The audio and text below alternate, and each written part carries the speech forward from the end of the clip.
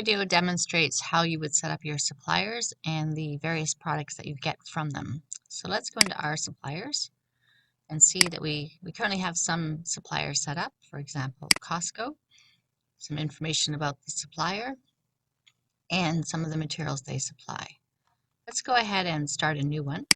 Add new supplier. You get the green in that window, that field, you know that it's ready to add a new one. So let's use Cisco as the supplier. And what is the address of their head office or their contact? So let's call it 23 Front Street.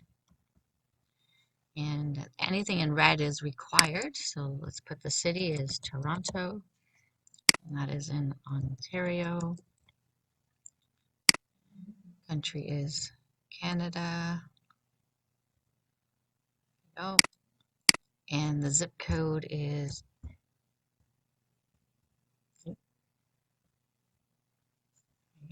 and a phone number. So you want these kind of information in your system in case there is a critical issue that you need to resolve right away. That information is at your fingertips and you can call them and contact them about your shipment or a problem with your product.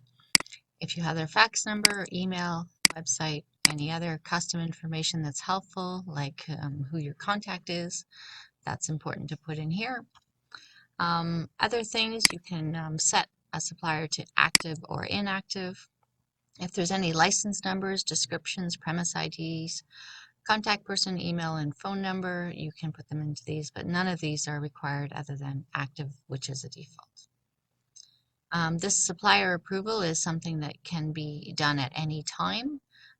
Typically, it's once you've looked at their products and you're happy with how they work, you can click on approve. First, you would, I think, need to save what you have so far, and then you'd be able to approve it now that the supplier exists.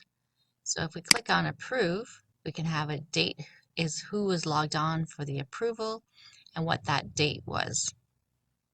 So then we can add some materials that the supplier supplies us with.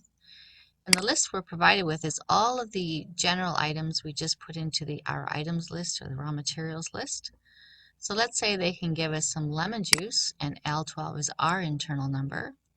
What you need to provide here is the supplier's internal number that they use for selling it, so that you could contact them and say, I want some of that lemon juice, and by using that item identifier, you'll get exactly what you're looking for. Let's say their ID for this is J456. Now let's say that lemon juice from Cisco is a 5-liter bottle. Maybe you want to specify that difference because maybe you get different sizes of lemon juice from Cisco. Maybe you get a 5-liter and a 10-liter. And so you could have both of these in the list. So enter the material quantity. So let's say it's 5 liters. And the receiving unit of measure is liters, and can it be resold? So typically there are some occasions where you might have raw materials that you receive that you just turn around and resell.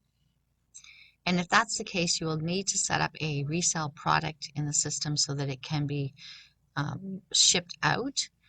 And then once you've done that, you can come in here and say, yes, it can be reused for resale, and select a resale product in the list. So at this point, I don't have something that I'd want to use as my resale, so I'll say no. And if I wanted to put it in after the fact, I could come back and edit it and do that. What is the supplier's cost for this material? Put that in so it can be tracked when you receive it. So let's say it's $5.75, and we can save this item. Now we can go and add another item if we wanted to. Let's just go down and see what it looks like. So we have our internal material ID L12, lemon juice, the supplier's product ID, what that description is. It's a 5-liter container. It's received in liters, and this is the supplier cost, and this is the cost per liter. If you had a standard cost set up for that lemon juice, you would see that there. And if it's a resale, you would see it there. Now, if you wanted to edit that at any time, you can edit it, change it, And here's where you could then, once you had a resale product, you could then put it in there and say, yes, it can be resold, or not change anything. So once again, it's add material supplied and hit save.